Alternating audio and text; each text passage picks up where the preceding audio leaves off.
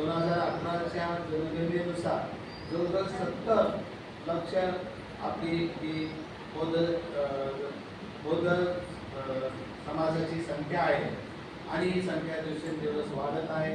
संपूर्ण भारतामध्ये हा बौद्ध धर्म मोठ्या प्रमाणात प्रसारित होत आहे. डॉक्टर बाबासाहेब आंबेडकरांनी जो विचार केला होता की मी हा संपूर्ण देश बौद्धमय करेन, कारण जवळजवळ हा बौद्ध धर्म लोप पावत आलेला होता आणि त्याला नवसंजीवनी देण्याचं काम हे डॉक्टर बाबासाहेब आंबेडकरांनी केलं.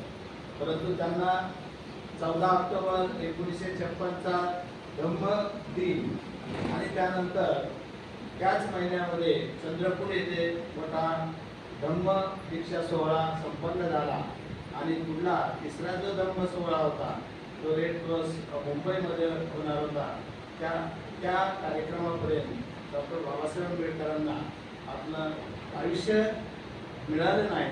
फक्त 14 ऑक्टोबर 1956 ते पुढे 53 दिवस फक्त बाबासाहेब आपल्यामध्ये होते आणि त्यामुळे त्यांचं हे कार्य जवळपास थांबलं असं म्हणता येणार नाही. परंतु ज्या गतीने यामध्ये प्रगती व्हायला पाहिजे होती ती झालेली नाही. आज जर आपण विचार केला, आज शिक्षणाला फार महत्त्व आहे. डॉक्टर बाबासाहेब आंबेडकरांनी आपल्याला सांगितलं होतं की शिक्षण हे वाघिणीचं दूध आहे, जो प्रश्न करेल तो गुरगुरल्याशिवाय राहणार नाही. आणि त्या उक्तीला अनुसरून आज आपण जर बघितलं तर बौद्ध धर्मामध्ये शिक्षणाचं प्रमाण फार वाढलेलं आहे.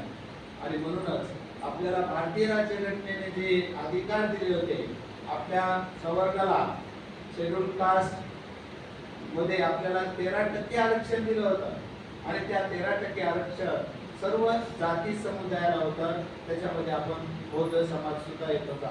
पण आज आपण जर बघितलं की आपलं हे 13%चं आरक्षण आहे ते सगळ्या दुसऱ्या आपल्या पोटजाती आहेत त्यांना असं वाटायला लागलंय की पूर्ण 13%चा फायदा आहे बौद्ध धर्मी घेत आहे.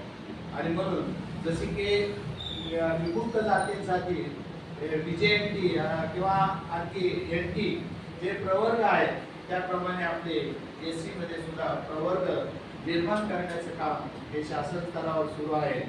जर असं झालं तर आज आपलं शिक्षणाचं प्रमाण जे आहे की जवळजवळ 13%तले नाही म्हटलं तरी आपण 12% आपला हिस्सा होता तो कुठेतरी घटणार आहे. आणि म्हणून विद्यार्थी वर्गामध्ये निश्चितच त्याचा परिणाम दिसणार आहे.